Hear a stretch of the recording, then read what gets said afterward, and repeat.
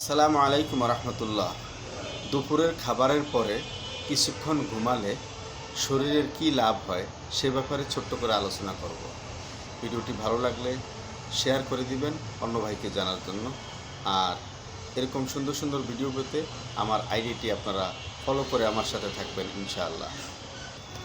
দুপুরের খাবারের পরে একটু ঘুমালে সারাদিনের ক্লান্তি এবং দুর্বলতা নিমিষেই দূর হয়ে যায়। এজন্য রসুল পাক সাল্লাল্লাহু আলাইহি সাল্লাম দুপুরে খাবারের পরে একটু ক্যালোলা করতেন। আরবিতে এটাকে বলা হয় ক্যালোলা, অর্থাৎ একটু গড়িয়াগড়ি করতেন। 10-15 মিনিট অল্প সময়ের জন্য একটু ঘুমিয়ে নিতেন। এটা করা সুন্নত এবং খাবারের সাথে সাথেই করা সুন্নত। তো চেষ্টা করবেন দুপুরে খাবার উপরে একটু নিমিষে একটু ঘুমিয়ে নেওয়া, একটু চোখ বুলিয়ে নেওয়া, বিছনায় একটু গড়াগড়ি করে নেওয়া। স্মৃতিশক্তি বৃদ্ধি করতে সাহায্য করে।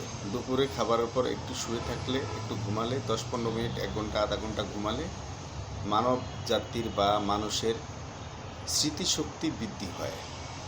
আল্লাহ রাব্বুল আলামিন দুপুরের ঘুমের পরে মানুষকে দিনের বাকি কর্মগুলো সুন্দরভাবে পালন করার জন্য, আদায় করার জন্য আল্লাহ তাআলা মাথার ভিতরে সুন্দর এবং শরীরের ভিতরে সুন্দর এনার্জি দিয়ে দেন।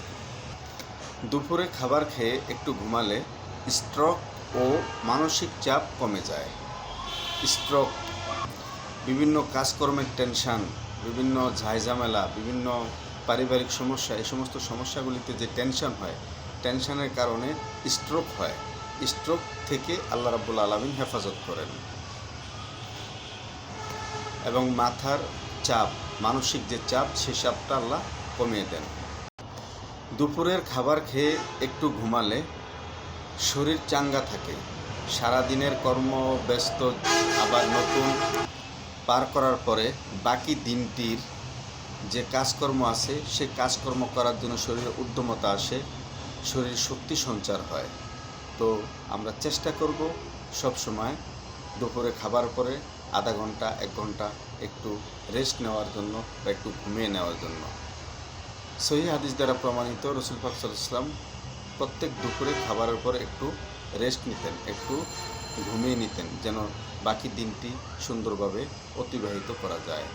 আর দুপুরে খাবার খেয়ে ঘুমানো এটা সুন্নাত। ভিডিওটি যদি ভালো লাগে একটু শেয়ার করে দিবেন অন্য ভাইকে জানার জন্য। আশা করি অনেক উপকার হবে।